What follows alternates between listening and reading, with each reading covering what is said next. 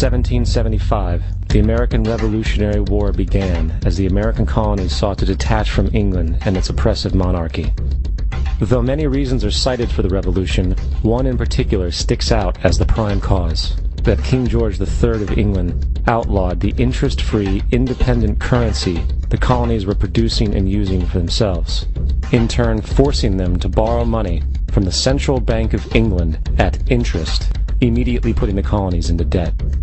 And as Benjamin Franklin later wrote, the refusal of King George III to allow the colonies to operate an honest money system which freed the ordinary man from the clutches of the money manipulators was probably the prime cause of the revolution. In 1783, America won its independence from England.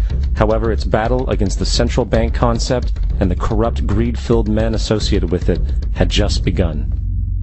So what is a central bank? A central bank is an institution that produces the currency of an entire nation. Based on historical precedent, two specific powers are inherent in central banking practice: the control of interest rates and the control of the money supply, or inflation. The central bank does not simply supply a government's economy with money, it loans it to them at interest. Then, through the use of increasing and decreasing the supply of money, the central bank regulates the value of the currency being issued.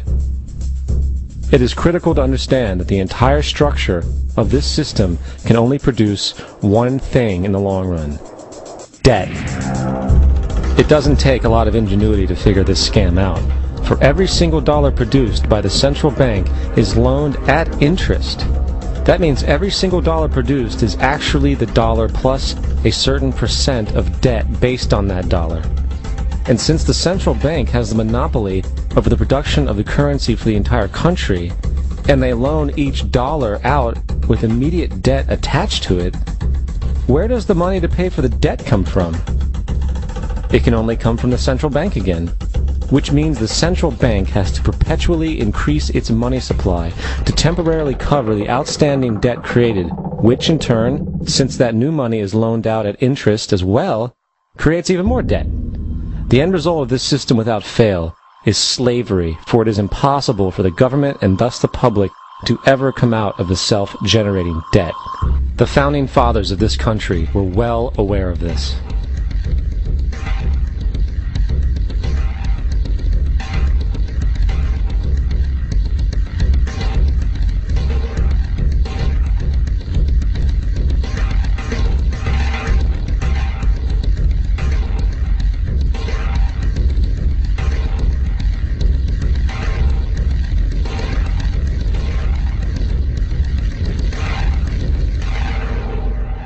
By the early 20th century, the U.S. had already implemented and removed a few central banking systems, which were swindled into place by ruthless banking interests. At this time, the dominant families in the banking and business world were the Rockefellers, the Morgans, the Warburgs, the Rothschilds. And in the early 1900s, they sought to push once again legislation to create another central bank.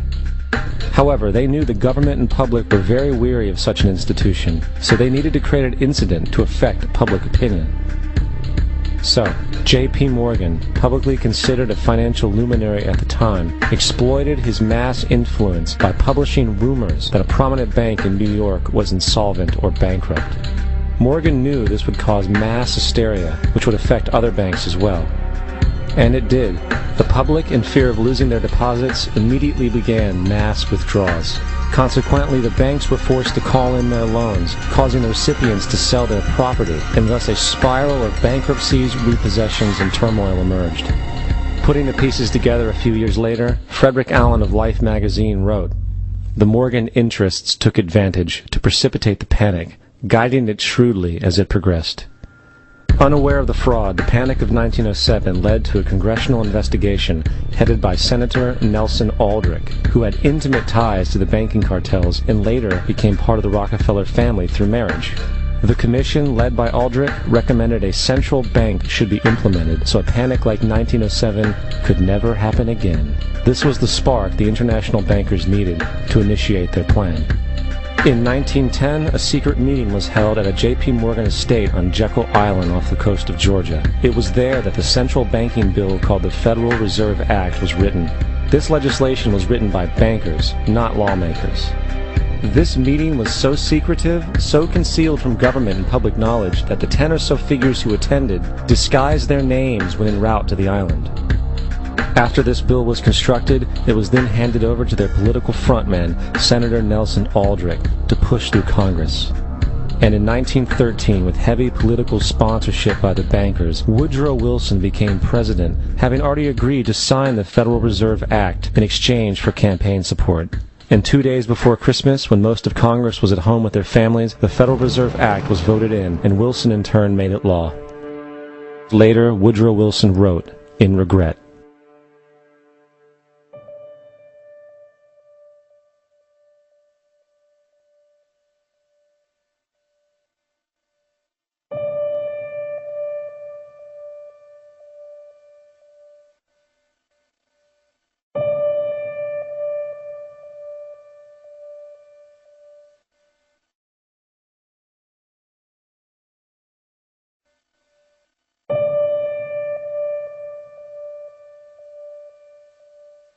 Congressman Louis McFadden also expressed the truth after the passage of the bill. A world banking system was being set up here, a superstate controlled by international bankers, acting together to enslave the world for their own pleasure. The Fed has usurped the government. Now, the public was told that the Federal Reserve System was an economic stabilizer, and inflation and economic crises were a thing of the past. Well, as history has shown, nothing is further from the truth. The fact is, the international bankers now had a streamlined machine to expand their personal ambitions. It's alive! It's alive! It's alive! For example, from 1914 to 1919, the Fed increased the money supply by nearly 100%, resulting in extensive loans to small banks and the public. Then, in 1920, the Fed called in mass percentages of the outstanding money supply, thus resulting in the supporting banks having to call in huge numbers of loans, and, just like 1907, bank runs, bankruptcy, and collapse occurred. Over 5,400 competitive banks outside of the Federal Reserve System collapsed, further consolidating the monopoly of a small group of international bankers.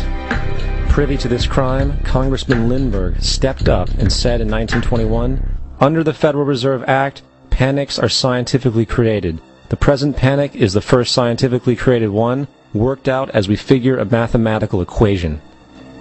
However, the panic of 1920 was just a warm-up. From 1921 to 1929, the Fed again increased the money supply, resulting once again in extensive loans to the public and banks. There was also a fairly new type of loan called a margin loan in the stock market. Very simply, the margin loan allowed an investor to put down only 10% of a stock's price, with the other 90% being loaned through the broker. In other words, a person could own $1,000 worth of stock with only $100 down. This method was very popular in the roaring 1920s, as everyone seemed to be making money in the market. However, there was a catch to this loan. It could be called in at any time and had to be paid within 24 hours. This is termed a margin call, and the typical result of a margin call is the selling of the stock purchased with the loan. So, a few months before October in 1929, J.D. Rockefeller, Bernard Baruch, and other insiders quietly exited the market, and on October 24, 1929, the New York financiers who furnished the margin loans started calling them in masse. This sparked an instantaneous, massive sell-off in the market, for everyone had to cover the margin loans.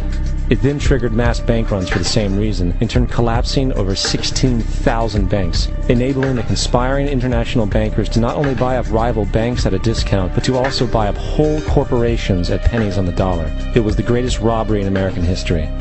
But that didn't stop there. Rather than expanding the money supply in order to recover from this economic collapse, the Fed actually contracted it, fueling one of the largest depressions in history. Once again outraged, Congressman Louis McFadden, a longtime opponent of the banking cartels, began bringing impeachment proceedings against the Federal Reserve Board, saying of the crash and depression, "It was a carefully contrived occurrence. International bankers sought to bring about a condition of despair so that they might emerge the rulers of us all." Not surprisingly, and after 2 previous assassination attempts, McFadden was poisoned at a banquet before he could push for the impeachment. Now, having reduced the society to squalor, the Federal Reserve bankers decided that the gold standard should be removed. In order to do this, they needed to acquire the remaining gold in the system. So, under the pretense of helping to end the Depression, came the 1933 gold seizure. Under the threat of imprisonment for 10 years, everyone in America was required to turn in all gold bullion to the Treasury, essentially robbing the public of what little wealth they had left. And at the end of 1933, the gold standard was abolished. If you look at a dollar bill from before 1933, it says it is redeemable in gold.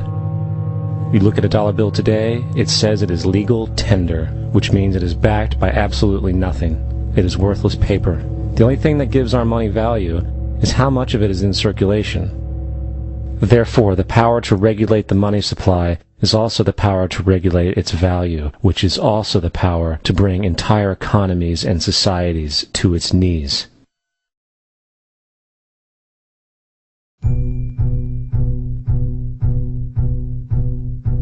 It's important to clearly understand, the Federal Reserve is a private corporation. It is about as Federal Express. It makes its own policies and is under virtually no regulation by the U.S. government. It is a private bank that loans all the currency at interest to the government, completely consistent with the fraudulent central banking model that the country sought to escape from when it declared independence in the American Revolutionary War. Now, going back to 1913, the Federal Reserve Act was not the only unconstitutional bill pushed through Congress. They also pushed the federal income tax. It's worthwhile to point out that the American public's ignorance towards the federal income tax is a testament to how dumbed down and oblivious the American population really is. First of all, the federal income tax is completely unconstitutional, as it is a direct, unapportioned tax. All direct taxes have to be apportioned to be legal based on the Constitution. Secondly, the required number of states in order to ratify the amendment to allow the income tax was never met, and this has even been cited in modern court cases.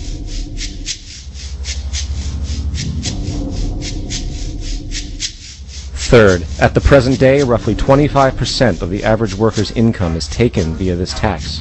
And guess where that money goes? It goes to pay the interest on the currency being produced by the fraudulent Federal Reserve Bank, a system that does not have to exist at all. The money you make working almost 3 months out of the year goes almost literally into the pockets of the international bankers who own the private Federal Reserve Bank. And fourth, even with the fraudulent government claim as to the legality of the income tax, there is literally no statute, no law in existence that requires you to pay this tax. Period. I really expected that, of course, there's a law that you can point to in the law book, the code, that requires you to file a tax return. Of course there is. I was at that point where I couldn't find the statute that clearly made a person liable. At least not me, and most people I know, and I had no choice in my mind except to resign. Based on the research that I did throughout the year 2000 and that I'm still doing, I have not found that law. I've asked Congress, we've asked a lot of people in the IRS commissioners, helpers. They can't answer, because if they answer, the American people are going to know that this whole thing is a fraud. I haven't filed an federal income tax return since I left. I have not filed a tax return since 1999. The income tax is nothing less than the enslavement of the entire country. Now, the control of the economy and the perpetual robbery of wealth is only one side of the Rubik's Cube the bankers hold in their hands. The next tool for profit and control is war. Since the inception of the Federal Reserve in 1913, a number of large and small wars have commenced. The three most pronounced were World War I, World War II, and Vietnam. World War I. In 1914, European wars broke out centered around England and Germany. The American public wanted nothing to do with the war. In turn, President Woodrow Wilson publicly declared neutrality.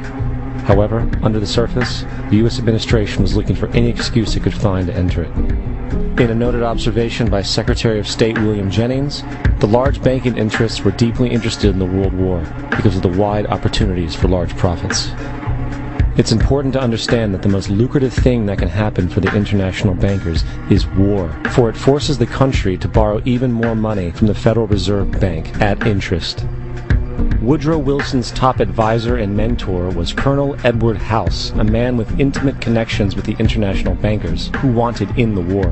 In a documented conversation between Colonel House, Wilson's advisor, and Sir Edward Grey, the Foreign Secretary of England, regarding how to get America into the war, Grey inquired, "What will Americans do if Germans sink an ocean liner with American passengers on board?" House responded, I believe that a flame of indignation would sweep the United States, and that by itself would be sufficient to carry us into war. So, on May 7, 1915, on essentially the suggestion of Sir Edward Grey, a ship called the Lusitania was deliberately sent into German-controlled waters, where German military vessels were known to be. And, as expected, German U-boats torpedoed the ship, exploding stored ammunition, killing 1,200 people. To further understand the deliberate nature of this setup, the German embassy actually put advertisements in the New York Times telling people that if they boarded the Lusitania, they did so at their own risk, as such a ship sailing from America to England through the war zone would be liable to destruction. In turn, and as anticipated, the sinking of the Lusitania caused a wave of anger among the American population, and America entered the war a short time after. The First World War caused 323,000 American deaths. J.D. Rockefeller made $200 million off of it. Not to mention the war cost about $30 billion for America, most of which was borrowed from the Federal Reserve Bank at interest, furthering the profits of the international bankers. World War II. On December 7, 1941, Japan attacked the American fleet at Pearl Harbor, triggering our entry into that war. President Franklin D. Roosevelt declared the attack was a day that will live in infamy. A day of infamy indeed, but not because of the alleged surprise attack on Pearl Harbor. After 60 years of surfacing information, it is clear that not only was the attack on Pearl Harbor known weeks in advance, it was outright wanted and provoked. Roosevelt, whose family had been New York bankers since the 18th century, whose uncle Frederick was on the original Federal Reserve Board, was very sympathetic to the interests of the international bankers, and the interest was to enter the war, as we've seen, nothing is more profitable for international bankers than war. In a journal entry by Roosevelt's Secretary of War Henry Stimson, dated November 25, 1941, he documented a conversation he had with Roosevelt. The question was, how should we maneuver them into firing the first shot? It was desirable to make sure the Japanese be the ones to do this, so that there should remain no doubt as to who were the aggressors. In the months leading up to the attack on Pearl Harbor, Roosevelt had done almost everything in his power to anger the Japanese, showing a posture of aggression. He halted all of Japan's imports of American petroleum. He froze all the Japanese assets in the United States. He made public loans to nationalist China and supplied military aid to the British, both enemies of Japan in the war, which, by the way, is completely in violation of international war rules. And on December 4th, 3 days before the attack, Australian intelligence told Roosevelt about a Japanese task force moving towards Pearl Harbor. Roosevelt ignored it. So, as hoped and allowed, on December 7, 1941, Japan attacked Pearl Harbor, killing 2,400 soldiers. Before Pearl Harbor, 83% of the American public wanted nothing to do with the war. After Pearl Harbor, 1 million men volunteered for the war. It is important to note, Nazi Germany's war effort was largely supported by two organizations, one of which was called IG Farben. IG Farben produced 84% of Germany's explosives, and even the Zyklon B used in the concentration camps to kill millions. One of the unspoken partners of IG Farben was J.D. Rockefeller's Standard Oil Company in America. In fact, the German Air Force could not operate without a special additive patented by Rockefeller's Standard Oil. The drastic bombing of London by Nazi Germany, for example, was made possible by a $20 million sale of fuel to IG Farben by the Rockefeller Standard Oil Company. This is just one small point on the topic of how American business funded both sides of World War II. One other treasonous organization worth mentioning is the Union Banking Corporation of New York City. Not only did it finance numerous aspects of Hitler's rise to power, along with actual materials during the war, it was also a Nazi money laundering bank, which was eventually exposed for having millions of dollars of Nazi money in its vaults. The Union Banking Corporation of New York was eventually seized for violations of the Trading with the Enemy Act. Guess who the director and vice president of the Union Bank was? Prescott Bush, our current president's grandfather, and of course our former president's father. Keep that in mind when considering the moral and political dispositions of the Bush family. Vietnam. The United States' official declaration of war on North Vietnam in 1964 came after an alleged incident involving 2 U.S. destroyers being attacked by North Vietnamese PT boats in the Gulf of Tonkin. This was known as the Gulf of Tonkin incident. This single situation was the catalytic pretext for massive troop deployment and full-fledged warfare. One problem, however, The attack on the U.S. destroyers by Vietnamese PT boats never happened. It was a completely staged event to have an excuse to enter the war. Former Secretary of Defense Robert McNamara stated years later that the Gulf of Tonkin incident was a mistake, while many other insiders and officers have come forward, relaying that it was a contrived farce, a complete lie. Once in the war, it was business as usual. In October 1966, President Lyndon Johnson lifted trading restrictions on the Soviet bloc, knowing full well that the Soviets were providing upwards of 80% of North Vietnam's war supplies.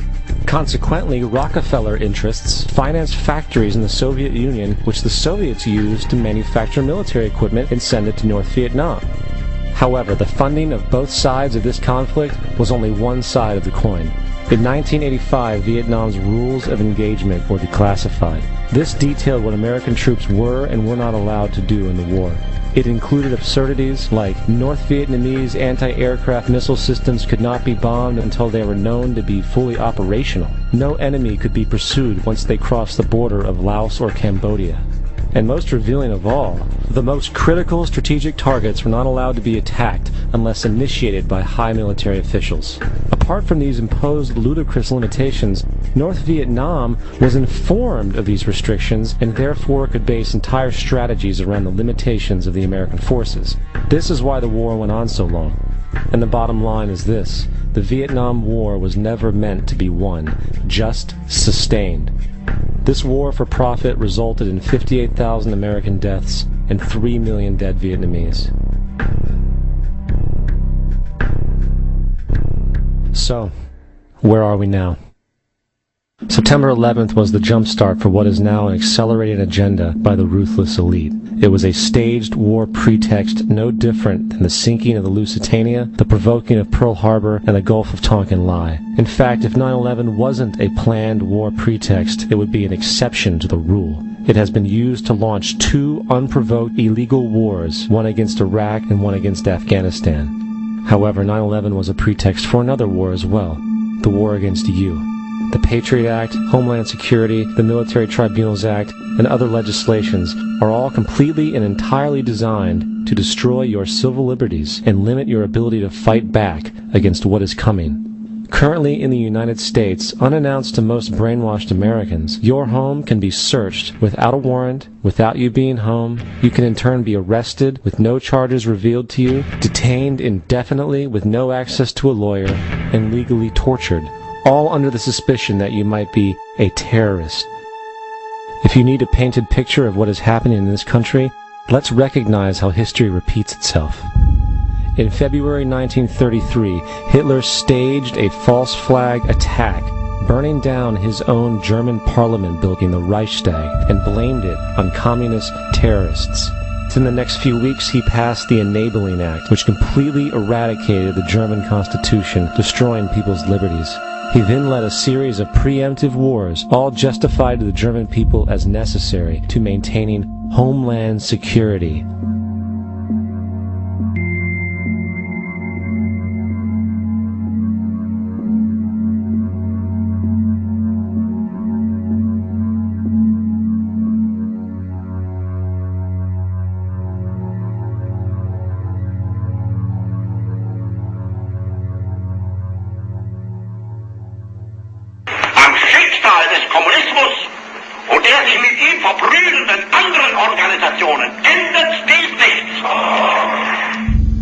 Our enemy is a radical network of terrorists and every government that supports them. It's time to wake up. The people in power go out of their way to make sure that you are perpetually misled and manipulated.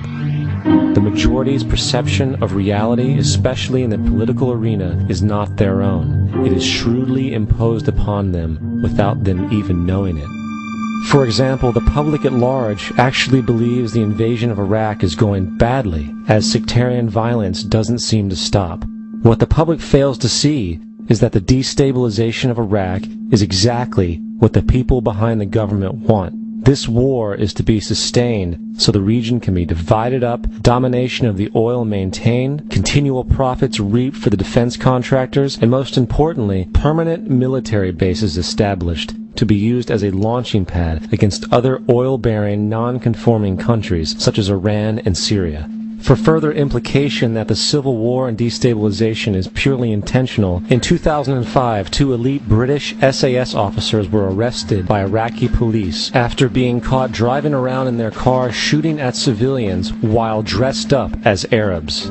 After being arrested and taken to a jail in Basra, the British Army immediately requested the release of these men. When the Basra government refused, British tanks came in and physically broke out the men from the Basra prison. If you wish to destroy an area, how do you do it? Well, there are 2 ways. You can go in there and bomb it and so forth, but that is not very efficient. What you do is you try to get the people in that area to kill each other and to destroy their own territory, their own farms. And that's what's been done in that area.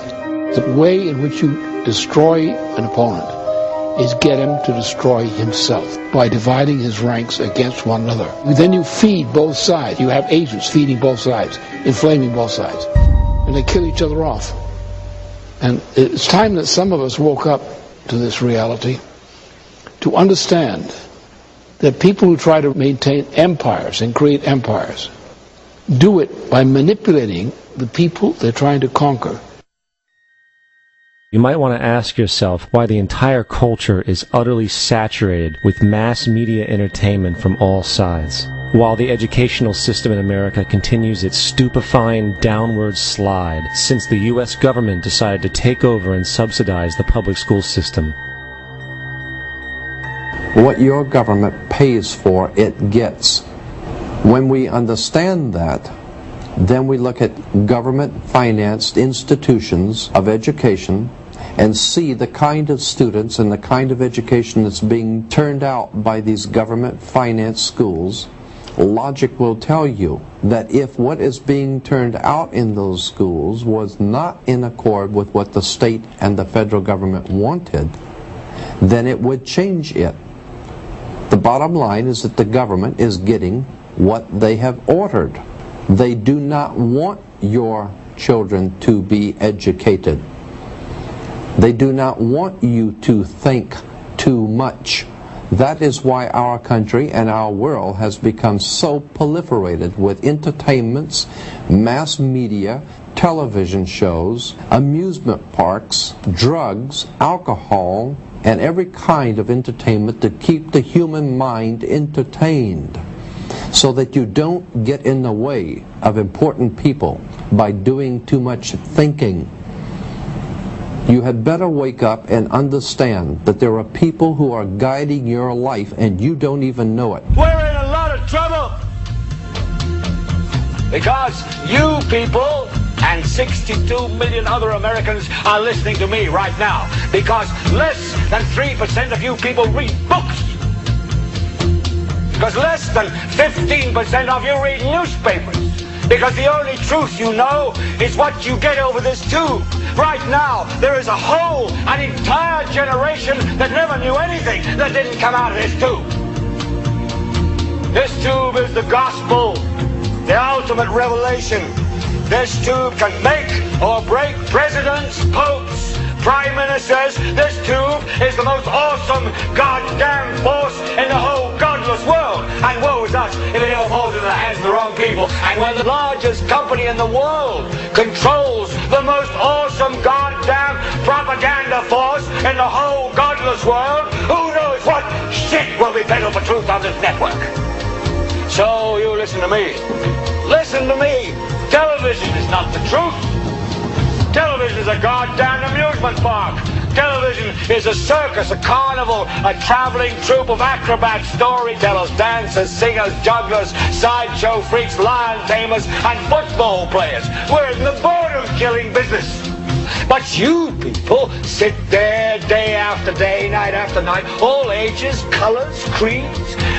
We're all you know. You're beginning to believe the illusions we're spinning here. You're beginning to think that the tube is reality and that your own lives are unreal. You do whatever the tube tells you. You dress like the tube. You eat like the tube. You raise your children like the tube. You even think like the tube. This is mass madness, you maniacs. In God's name, you people are the real thing. We are the illusion.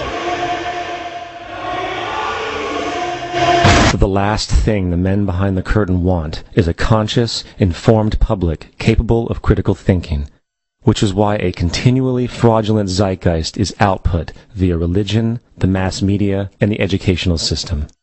They seek to keep you in a distracted, naive bubble, and they are doing a damn good job of it. In 2005, an arrangement between Canada, Mexico, and the United States was made. This arrangement, unannounced to the public, unregulated by Congress, merges the United States, Mexico, and Canada into one entity, erasing all borders. It's called the North American Union, and you might want to ask yourself why you've never heard of this. In fact, there is only one mainstream reporter who has actually heard of and has had the courage to cover this issue.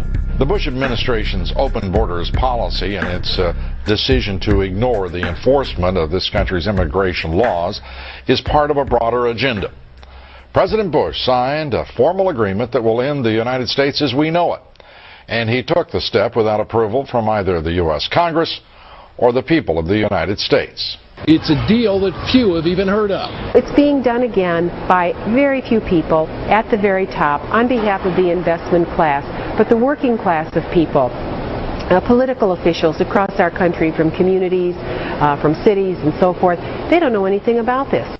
This isn't some trade agreement. It is a total removal of sovereignty from these countries, which will also result in a completely new currency called the Amero. Fall. Apart from that, I think one thing people who are dollar-based need to focus on is the Amero. That's the one thing that nobody's talking about that I think is going to have a big impact on everybody's life in Canada, the U.S., and Mexico. The Amero is the proposed new currency for the North American community, which is being developed right now between Canada, the U.S., and Mexico to make a borderless community, much like the EU, and the dollar, Canadian dollar, U.S. dollar, and the Mexican peso replaced by the Amero. By default of this agreement, the American Constitution will eventually be obsolete. You would think that a situation like this would be on the cover of every major newspaper.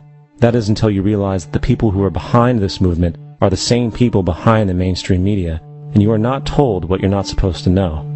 The North American Union is the same concept as the European Union, the African Union, and the soon-to-be Asian Union, and the same people are behind all of them. And, when the time is right, the North American Union, the European Union, the African Union, and the Asian Union will be merged together, forming the final stages of a plan these men have been working on for over 60 years. A one-world government.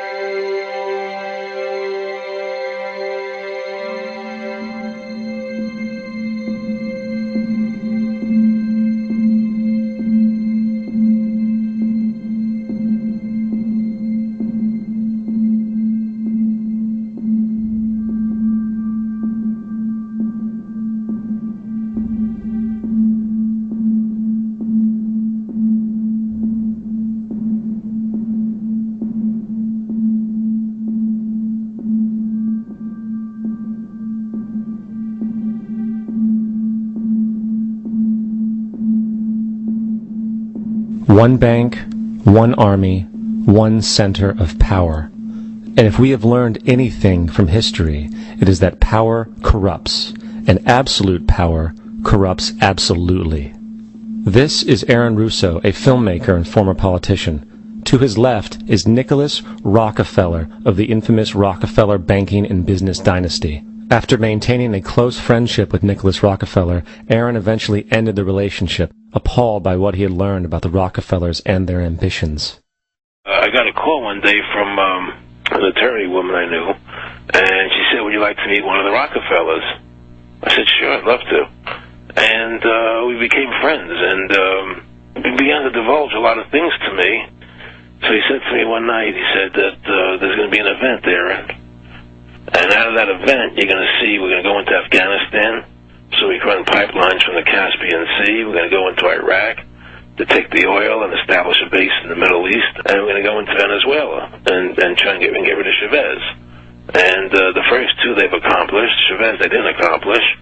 And he said you're going to see guys going into caves looking for looking for people that they're never going to find. You know, he was laughing about the fact that you have this war on terror. There's no real enemy. He's talking about how by having this war on terror, you can never win it because it's an eternal war. And so you can always keep taking people's liberties away. And I said, how are you going to convince people that this war is real? He says, but the media can convince everybody it's real. I mean, you know, it's just that you keep talking about things. You keep saying it over and over and over again, and eventually people believe it. You know, you created the Federal Reserve in 1913 through lies. You create 9/11, which is another lie. Through 9/11, then you're fighting a war on terror, and now all of a sudden you go into Iraq, which was another lie, and now they're going to do Iran. You know, and it's all one thing leading to another, leading to another, leading to another. Now, I would say to them, what are you doing this for? What's the point of this thing? You have all the money in the world you ever want. You have all the power. I said, you know, you're hurting people. It's not a good thing. And he would say, what do you care about the people for? Take care of yourself and you take care of your family. And then I said to him, what are the ultimate goals here? He said, the ultimate goal is to get everybody in this world chipped with the RFID chip. And have all money be on those chips and everything on those chips. And if anybody wants to protest what we do or violate what we want, we just turn off their chip. That's right, microchipped. In 2005, Congress, under the pretense of immigration control and the so-called war on terrorism, passed the Real ID Act, under which it is projected by May 2008, you will be required to carry around a federal identification card, which includes on it a scannable barcode with your personal information. However, this barcode is only an intermediary step before the card is equipped with a VeriChip RFID tracking module, which will use radio frequencies to track your every move on the planet. If this sounds foreign to you, please note that the RFID tracking chip is already in all new American passports. And the final step is the implanted chip, which many people have already been manipulated into accepting under different pretenses. We have a Florida family who are really pioneers in a brave new world. They have volunteered to be the first ever to have microchip identification devices implanted into their body. After 9/11, I was really concerned with the security of my family. I wouldn't mind having something planted permanently in my arm that would identify me. In the end, everybody will be locked into a monitored control grid where every single action you perform is documented. And if you get out of line, they can just turn off your chip, for at that point in time, every single aspect of society will revolve around interactions with the chips. This is the picture that is painted for the future if you open your eyes to see it. A centralized one-world economy where everyone's moves and everyone's transactions are tracked and monitored, all rights removed. The most incredible aspect of all. These totalitarian elements will not be forced upon the people. The people will demand them. For the social manipulation of society through the generation of fear and division has completely detached humans from their sense of power and reality. A process which has been going on for centuries, if not millennia.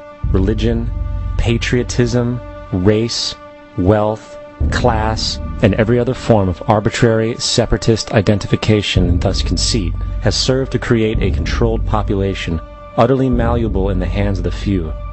Divide and conquer is the motto, and as long as people continue to see themselves as separate from everything else, they lend themselves to being completely enslaved. The men behind the curtain know this, and they also know that if people ever realize the truth of their relationship to nature, and the truth of their personal power, the entire manufactured zeitgeist they prey upon will collapse like a house of cards.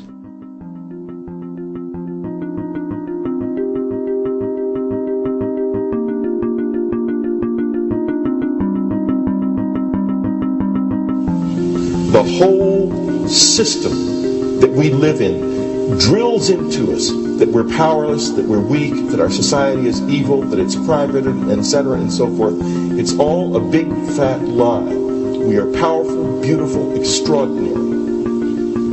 There is no reason why we cannot understand who we truly are, where we are going. There is no reason why the average individual cannot be fully empowered. We are incredibly powerful beings.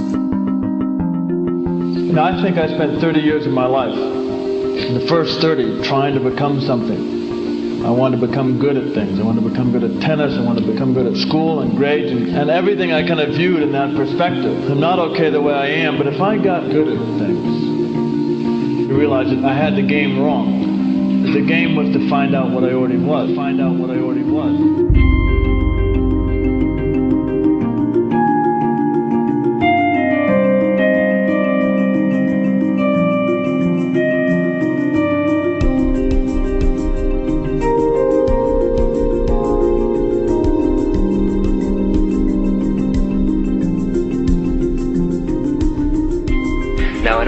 We've been trained for individual differences to stand out.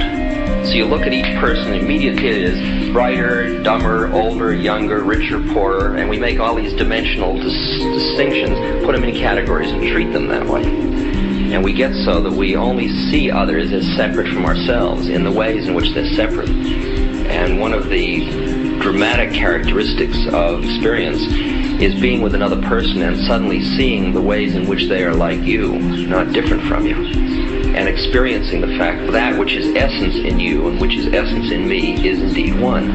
The understanding that there is no other. It is all one.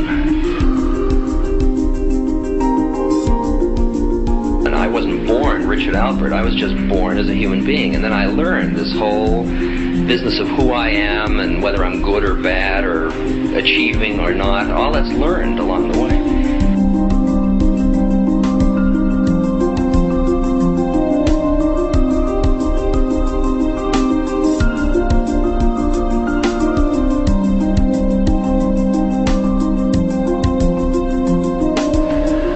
The old appeals to racial, sexual, and religious chauvinism, to rabid nationalist fervor, are beginning not to work. A new consciousness is developing which sees the earth as a single organism and recognizes that an organism at war with itself is doomed.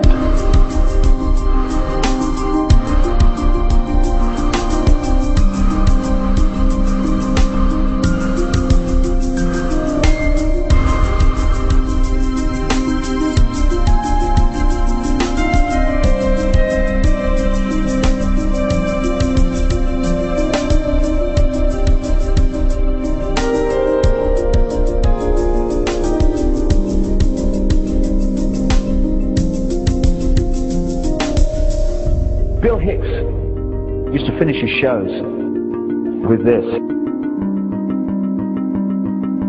Life's like a ride in an amusement park. And when you go on it, you think it's real, because that's how powerful our minds are. And the ride goes up and down and round and round. It has thrills and chills, and it's very brightly colored. And it's very loud, and it's fun for a while.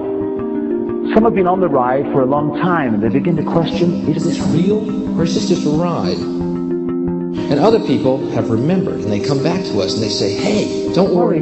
Don't be afraid ever. Because this is just a ride. And we kill those people. Shut him up. I've got a lot invested in this ride. Shut him up. Look at my furrows of worry. Look at my big bank account. My family. This has to be real. It's just a ride. But we'll kill those good guys who try and tell us that. You ever notice that? And let the demons run amok? But it doesn't matter, because it's just a ride, and we can change it anytime we want. It's only a choice. No effort, no work, no job, no savings of money. Just a choice right now between fear and love.